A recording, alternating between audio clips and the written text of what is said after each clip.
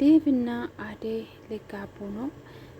ዴቭ እንግዲህ ዝግጁ ነው ከአደይ ጋር ለመኖር አብረን እንኖራለን እያላት ነው።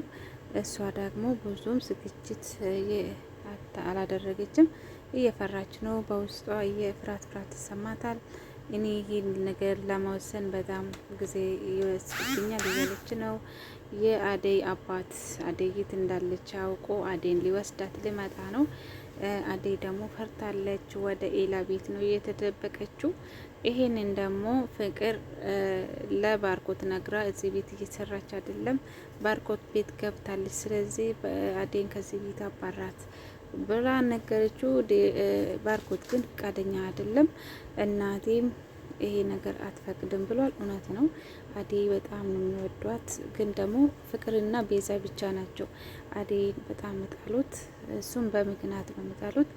አደይ ከነሱ በልጣ ስለተገኘች ብቻ ነው። በዛሬ ቀን እንግዲህ ሁሉም ቤተሰብ ተሰብስቦ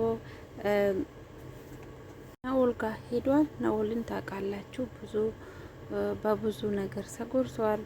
ፍቅረኛውን አጥቷል። እናቷን በሞት አጥቷል። እንግዲህ ብሌን ብዙ ነገር ነው መስዋዕት የከፈለችው ለናኦል። ናኦል ግን እንግዲህ ምንም ማድረግ አልቻለም። የእሷን ህይወት ማትረፍ አልቻለም።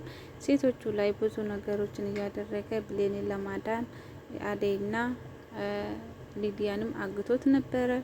እነሱን ሽጦት ብሌንን ለመመለስ እንድትመለስለት ፈልጎ ነበረ። ሳይሳካ ቀርተዋል። ቤተሰቦች ሰላማቸው ይብዛልኝ። ደህና ናቸው ወይ? እግዚአብሔር የተመሰገነ ይሁን። አደይ ድራማ ክፍል 54 ተለቋል። ገብታችሁ ይሁት። በቅንነት ደግሞ ላይክ ሰብስክራይብ አድርጉልኝ። ለዚህ ቻናል አዲስ የሆናችሁ እንግዲህ እስኪ ተቀላቀሉት ወደ ቻናሌ ማለት ወዳለሁ። ዛሬ ቀን እንግዲህ ብዙ ነገሮች ተፈጥረዋል። አደይና ዴቭ አንድ ላይ ለመሆን አውርቷል። አደይ ግን ፈቃደኛ አይደለችም።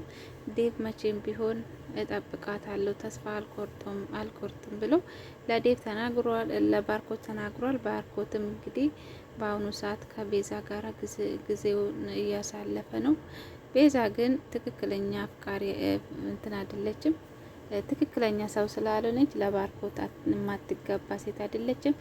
ለኤላ ንብረት ነው የመጣችው። እንግዲህ በዛሬ ቀን ለምለም አዋረደቻት ማለት ነው ቤዛን። ቤዛ እንግዲህ ኤላን ለመሸወድ ሞክራ ነበረ። መጀመሪያ ቤታችን ሊወረስ ነው፣ ስለዚህ ባክ ብር ያስፈልገኛል ብላ እያማለለች ነበረ። እሱ ደግሞ ከለምለም ጋር ተመካክረን ብር አለኝ ግን አገዝሻለሁ ብላት ቃል ገብቶላት ነበረ። ይሄ ነገር ለለምለም ሲያካፍልለት ይሄን ሀሳብ መጀመሪያ እኔ የሚመስለኝ ቤዛ እየዋሸች ይመስለኛል። ስለዚህ በምን ምክንያት እንደፈለገች ይሄ የእውነቱም ይሄ ቤት ሊወረስ ነው ወይ ይሄ ነገር እርግጠኛ መሆኑና አለመሆኑን ማረጋገጥ አለብን ብላ እንደገና ቤዛ ጋር ሄዱ ማለት ነው። ቤዛ ደግሞ ከዚህ በፊትም ከለምለም ጋራ ተነጋግረን መልስ ሰጥሻለሁ ስላት ጊዜ ለምንድን ነው አንተ እኮ ትልቅ ሰው ነህ እንዴት ለለምለም ትነግራታለህ ብላ ነበረ። ያው ታውቃለች ለምለም በጣም ጠንካራና ብልህ ሴት እንደሆነች ማንም ሰው ሊሸውዳት እንደማይችል እንደገና እኮ ናኦል ራሱ ለምለምን አልችላትም ብሎ ነበረ። ታውቃላችሁ ናኦል ብዙ ሴቶች ላይ ብዙ ነገር አድርጓል፣ ግን ለምለምን አልቻላትም።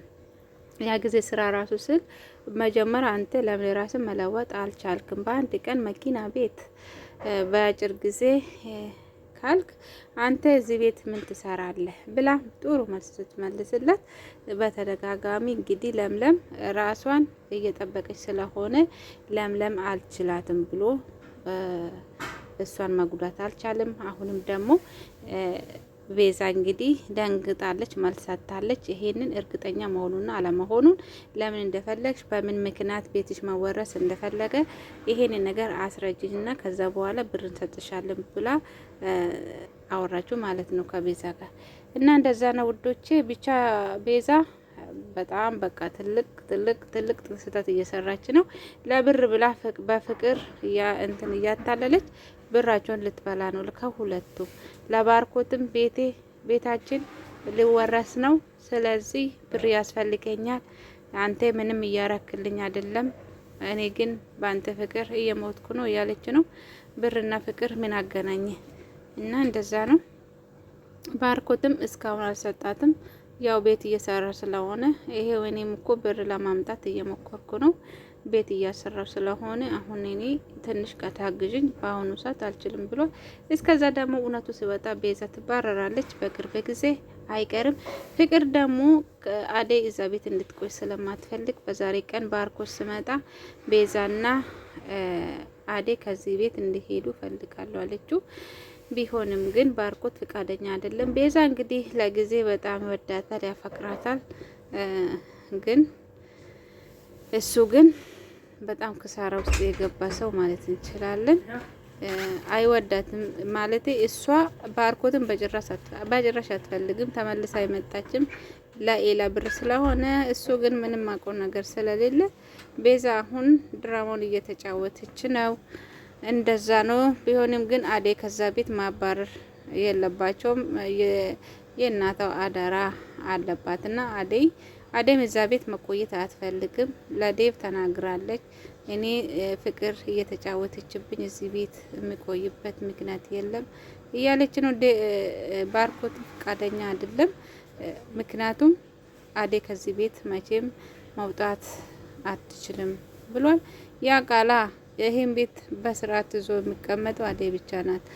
አሁን አንድ ቀን ከዛ ቤት ብትወጣ ምግብ ራሱ ሰርቶ አይበሉም። ፍቅርና ሊዲያን ብትሆን ቤዛን ብትሆን እንደ ወንድ ማለት ነው። በቃ ለምለምና አደይ ያሉ ቤት ግን በጣም ያማረ ነው። ምንም ብመጣ እጃቸው ይሰራል። ሌሎቹ ግን ራሳቸው አብቦ ብቻ ቁጭ ማለት ነው። የተዘጋጀ መብላት እንጂ እንደ ሰው አብስሎ ሰውን ማብላት አይችሉም። እና እንደዛ ነው ቤተሰቦቼ። በዛሬ ቀን እንግዲህ አደይ አባቴ ሊመጣ ነው፣ ማን እንደነገረው አይታወቅም ወይ እንትን ይመስለኛል። ግን ዲያመንድ ነግራቸው ይሁን አላቅም። የአደይ አባት ግን አደይ የት እንዳለችው አውቋል። እና ከገጠር አደይ ፈለጋ መጥቷል እየተባለ ነው። አደይም ይሄን ሰምታ አባቴ እየመጣ ስለሆነ መሸሽ አለብኝ ብላ ለዴቭ ተናግራለች። ዴቭም ደግሞ አንድ ሀሳብ ሰጣት። ሁለት ሀሳብ ነው የሰጣት። ለምንድን ነው ዴቭ ኤላ ጋ ማትቀመጪ እስከ መረጋጋ ድረስ? ደግሞ እኔ አንድ ሀሳብ አለኝ። አብረን ከዚህ ቤት እንውጣ፣ አብረን እንኖር፣ አዲስ ምዕራፍ፣ አዲስ ህይወት፣ በቃ አዲስ ፍቅር እንጀምር ብሎ ነበረ። ግን ሳይሳካ ቀረ።